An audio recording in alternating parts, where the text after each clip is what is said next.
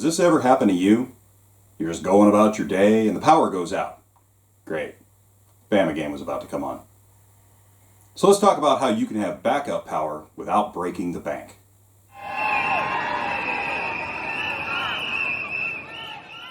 Hey dispatchers, I'm Mike, the resident EOD guy from SD News on Thursday. You might recognize me from there or from other videos that we've done, such as Why Are My Ears Ringing and Why Is the Air Spicy Suddenly?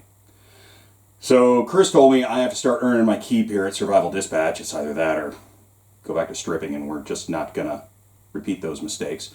So it looks like I'm gonna be bringing you reviews from the gear locker. So here's our disclaimer. Nobody buys our reviews here at Survival Dispatch. We give honest reviews after careful research and testing.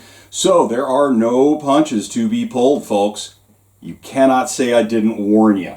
And remember, if you like this sort of content, don't forget to like, comment, and subscribe. And if you're looking for more of our information with no censorship and you love freedom, then sign up as a Survival Dispatch Insider. You can get all the great inside news, member-only pricing with us, and our affiliates, online and in-person education assets, a huge preparedness library, and moderated forums. We're going to put a link below for that. Okay, you hear us say it all the time. U.S. is basically a first world country with a second world power grid. You hear us say it all the time, where the U.S. is a first world country with a second world power grid. The U.S. national power grid is both fragile and under-resourced. So it begs the question, what can we do? You can do nothing and just sit in the dark. You can buy these small power banks that can be charged by solar, and I love these things for their portability. They're wonderful for that. But you're just not going to do a whole lot with this.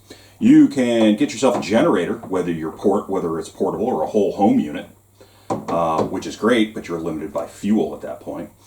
You can invest in a whole home solar PV system and a battery backup, which is great, but it's expensive. And if you rent or if you're in an urban environment, a lot of the time you can't do that. If you rent and live in an urban area, however, you can buy a battery backup solution like a portable power station, especially expandable ones that we can invest in as we have more money to spend. An important consideration is that you have a tax burden and you buy a small, cheap solar panel system, or when you buy power station components, you can claim the entire expenditure on your income taxes and still get a non-refundable tax, 30% tax credit. So today's grid down solution comes from the nice folks at Geneverse in Fremont, California. Try not to hold that against you. This is their HomePower TWO PRO power system with their Solar Power 2 PV panel set that comes with it. Very good systems. I like it a lot. Let's get into it. So we're talking about the HomePower TWO PRO. So this system uses high quality LiFePO4 battery power backup system. It comes in at approximately 95 cents per watt hour. That's in the mid-range of what many power stations cost with LiFePO4 batteries. It's not for everybody. Not everybody can afford the Geneverse HomePower TWO PRO system. So here's some of the basic specs that we're going to talk about. So this is a 2200 watt continuous AC output system. It has a peak surge of up to 4400 watts. There is no selectable boost. And it's suitable for things like heaters, or the boost is suitable for things like heaters or fans, nothing with a logic board, so you wouldn't want to have it boosting while you've got your laptop plugged into it. It has approximately 2,419 watt hours of capacity, which is quite a bit. So we're going to show you what comes in some of the boxes with these. So with the Geneverse HomePower TWO PRO, you get the main power pack system here, and you get a cable pack, which comes with it.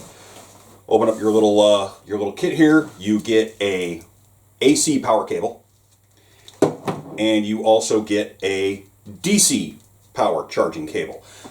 This system is specifically for hooking into a barrel connector, like you would normally have on a car's cigarette lighter attachment. You get a small amount of directions and links to all of their company sites, which is where you need to go for the vast majority of your stuff. Pretty good system right out of the box. Just remember, it's heavy.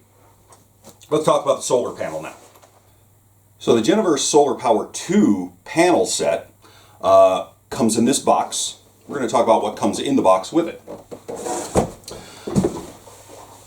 So the panel comes in this great case, meant to protect it, and it also has a nice little pocket in there with your connector cable. This is a 10-foot connection cable, and this will attach specifically to the power station itself.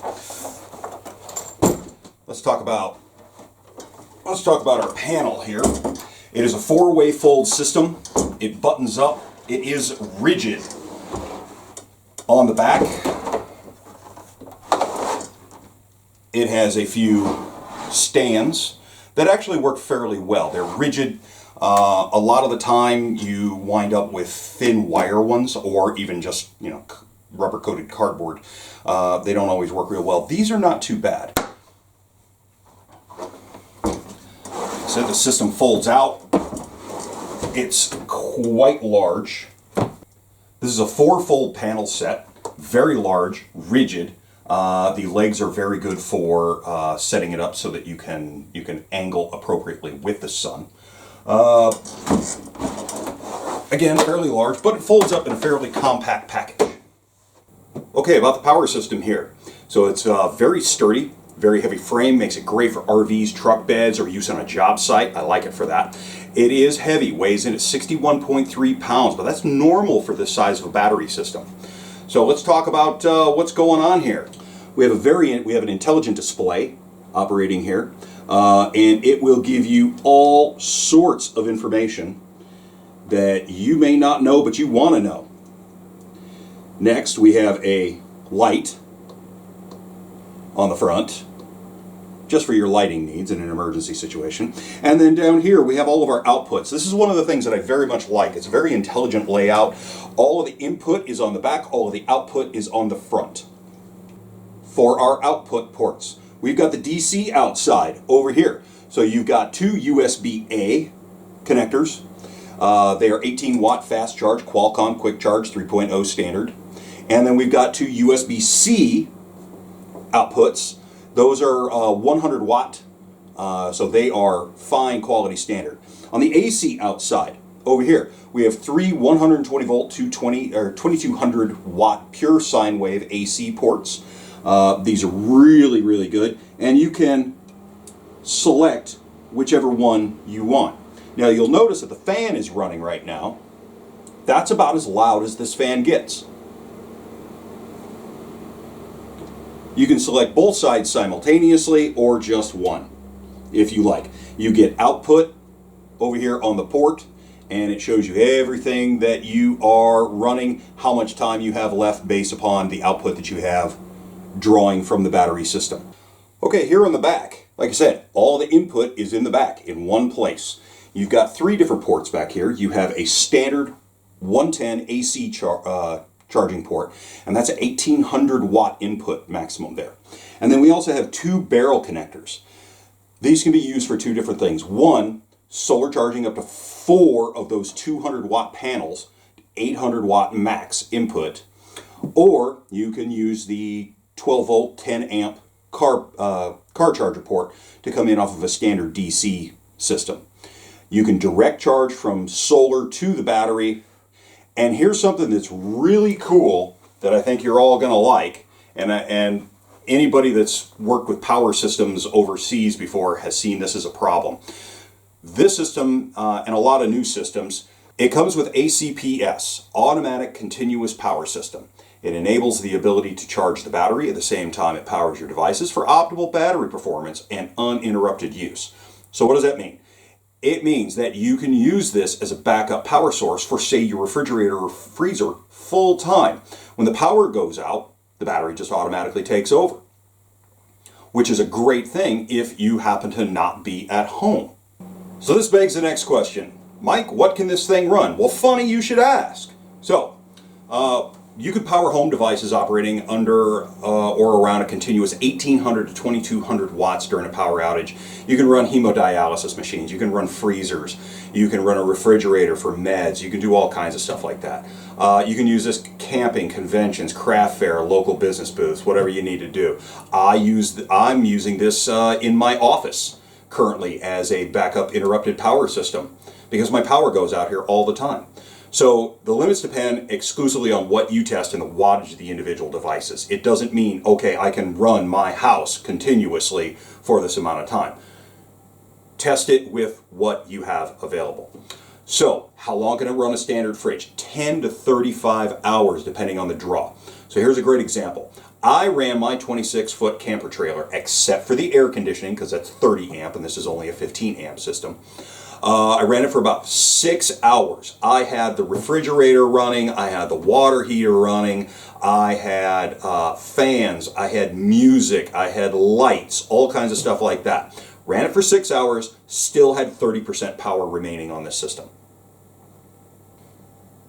Okay, so let's talk about running this system as an actual solar generator, which is a misnomer from the industry because there isn't such a thing as a solar generator. This is a solar collector, and then it has a battery storage bank. So the solar panel, of course, you can angle it, and of course, like we said, it's 200 watt per panel. You can add up to 4 of these panels onto one generator system, and you have to get the appropriate Y cables to be able to do so.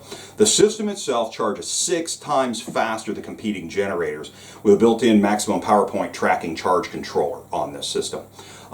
Very, very fast charging from an AC component. However, it's normal when you're charging off of solar, mostly dependent upon what your current sun state is and the angle of your panels based upon the angle of the sun.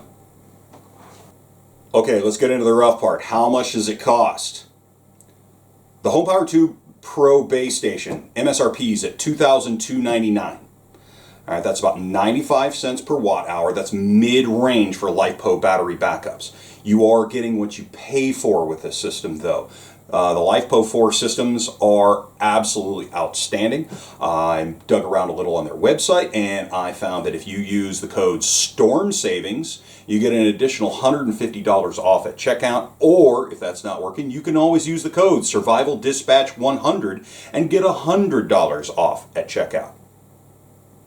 Okay, let's actually get to the review points, my likes and dislikes. So, my likes. It is very compact for the watt hours of storage. It's not very big, does not take up a whole lot of space. It is a very good quality build. It's rugged, but it's a very clean design. Good quality handles here on the side. It is one of the quietest power stations I've ever played with. It's nice. You can hear right now the fan is running. That's about as loud as it gets.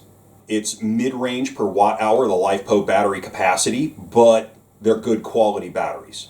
It is very fast charging, 0 to 98% in 1.5 hours. That's 90 minutes up to 98% on the AC. And this is all thanks to this very robust 14 AWG or 14 gauge AC cable. Very good quality system. They guarantee 3,000 plus charge cycles to 80%. That's a 15-year average lifespan. They give it a 5-year warranty, and it has a simple but effective smartphone app. Real easy to connect. Played with it a little bit myself. Wasn't too bad. Okay, so here's the improves.